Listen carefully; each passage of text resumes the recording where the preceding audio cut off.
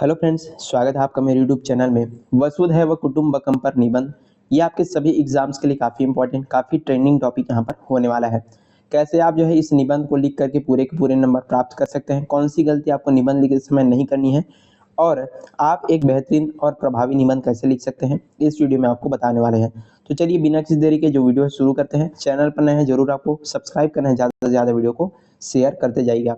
सबसे पहले आपको यहाँ पर निबंध की रूपरेखा बनानी पड़ती है। कौन कौन से जो टॉपिक हैं, पॉइंट्स हैं, आप अपने निबंध में बताने वाले हो उनको रूपरेखा में लिखना पड़ता है। सीधा जो है आपको निबंध नहीं लिखना है। तो यहाँ पर हम देखने वाले हैं रूपरेखा में सबसे पहले प्रस्तावना, फिर देखेंगे वैश्विक मंच पर जो है भारत की भूमिका, फिर है आज की दुनिया में इसकी प्रासंगिकता क्या है वसुधैव कुटुंबकम की, इसके बाद है भारत के प्रयास और वैश्विक कल्याण, फिर देखेंगे चुनौतियां और अंतिम में देखेंगे निष्कर्ष। तो इस तरीके से आपको पूरा का पूरा रूपरेखा यहाँ पर लिख लेना है। चलिए अब एक एक करके सारी चीजों को यहाँ पर समझते जाते हैं। सबसे पहले यहाँ पर देखते हैं प्रस्तावना आपको लिखना है और साथ साथ आप जो है अपना जो निबंध है तैयार करते जाइएगा। यहाँ पर देखिए, अयम निजः परो वेति गणना लघु चेतसाम उदार चरिता नाम तु वसुधैव कुटुंबकम। इसका अर्थ क्या है? अर्थात यह मेरा है और यह पराया है। ऐसी जो छोट सोच है कैसे लोगों की होती है? जो छोटे मन वाले लोगों की यहाँ पर ये जो है सोच होती है। उदार चरित्र वाले लोगों के लिए पूरी जो पृथ्वी है एक ही क्या होती है? परिवार होती है। वसुधैव कुटुंबकम भारत की सनातन संस्कृति का क्या है? मूल मंत्र है, जो कि महाउपनिषद से यहाँ पर लिया गया है। ये जो है केवल एक विचार नहीं है, बल्कि भारत की जीवन शैली और साथ ही साथ उसकी वैश्विक दृष्टि का भी क्या है? आधार है, जो कि वसुधैव कुटुंबकम है।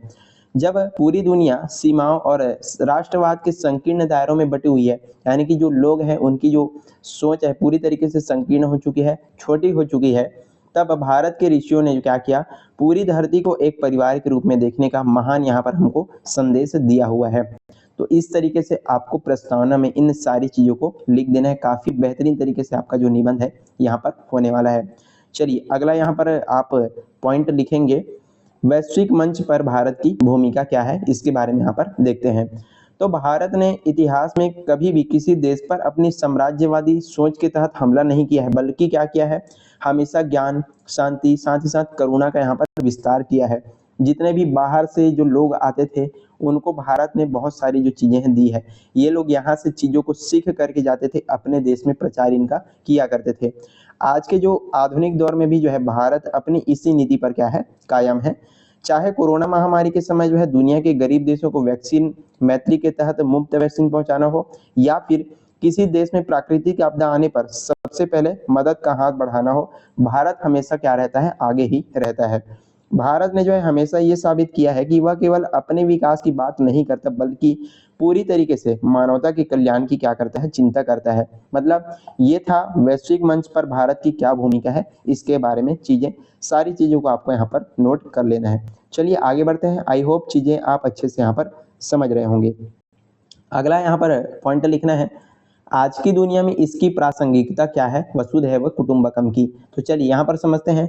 आज की दुनिया में जहाँ पर रूस यूक्रेन या जो मध्य पूर्व युद्ध हो रहे हैं, आतंकवाद हो रहे हैं, परमाणु हथियार की होड़ यहाँ पर लगी हुई है, और साथ ही साथ लगातार जलवायु परिवर्तन जैसी भयानक समस्याओं से सारा जो देश है जूझ रहा है, वहां पर वसुधैव कुटुंबकम का विचार है सबसे ज्यादा यहाँ पर प्रासंगिक हो जाता है।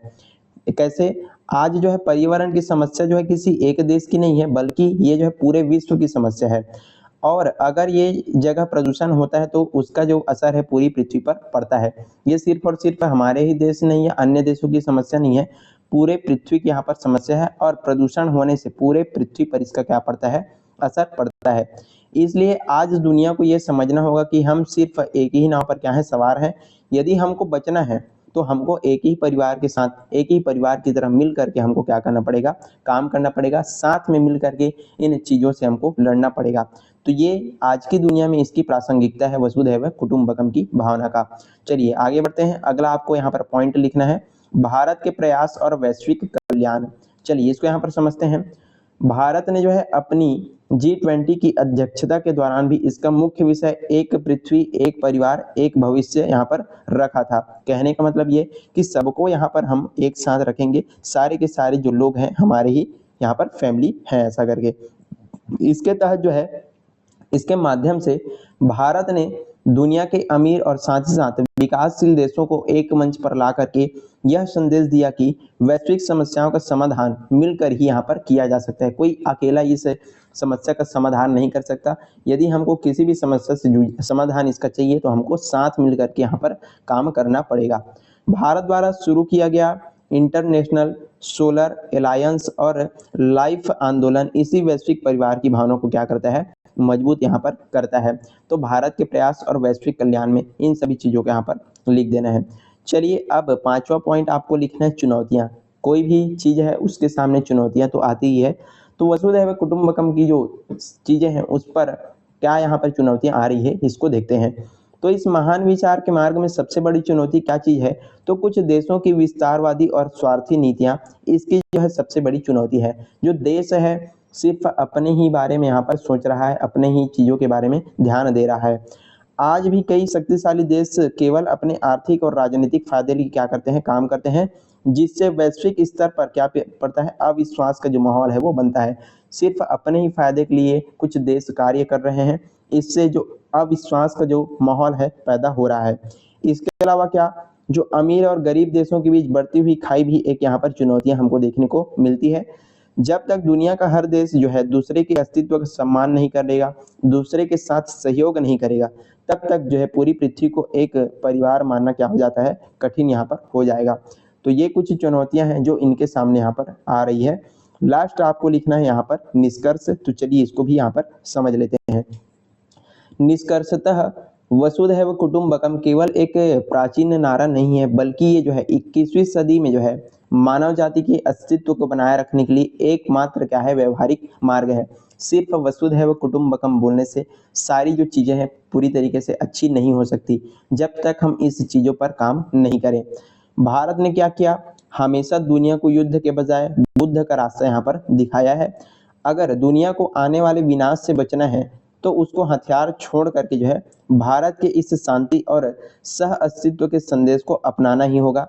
और इसी भावना से एक सुंदर, सुरक्षित और समृद्ध विश्व का निर्माण यहाँ पर संभव हो सकता है। तो जब तक लोग जो है सिर्फ अपने ही बारे में ध्यान देते रहेंगे, सिर्फ अपने स्वार्थ पूर्ति के लिए कार्य करते रहेंगे, तब तक चीजें जो है आसान नहीं होगी। सभी लोगों को मिल करके इस वसुधैव कुटुंबकम की जो भावना है उसको अपनाना होगा, तभी हम जो है सुरक्षित और समृद्ध विश्व का यहाँ पर निर्माण कर सकते हैं। तो इस तरीके से आपको यहाँ पर निष्कर्ष में सारी चीज़ों को लिख देना है। यहीं पर आज का हमारा जो वीडियो है समाप्त होता है। हमने काफ़ी बेहतरीन तरीके से आपको वसुधैव कुटुंबकम पर निबंध कैसे लिखना है इसको बता दिया। आई होप आपको सारी चीज़ें अच्छे से समझ में आ गई होगी। वीडियो पसंद आया तो लाइक करना है, ज़्यादा से ज़्यादा शेयर करना है, और चैनल पर नए हैं तो जरूर आपको सब्सक्राइब कर लेना है। इसी तरह के अन्य वीडियोस भी हमारे चैनल पर प्लेलिस्ट में जाकर के आप देख सकते हैं और अपनी तैयारी को मजबूत कर सकते हैं। चलिए तब तक के लिए पढ़ते रहिएगा। Thank you so much.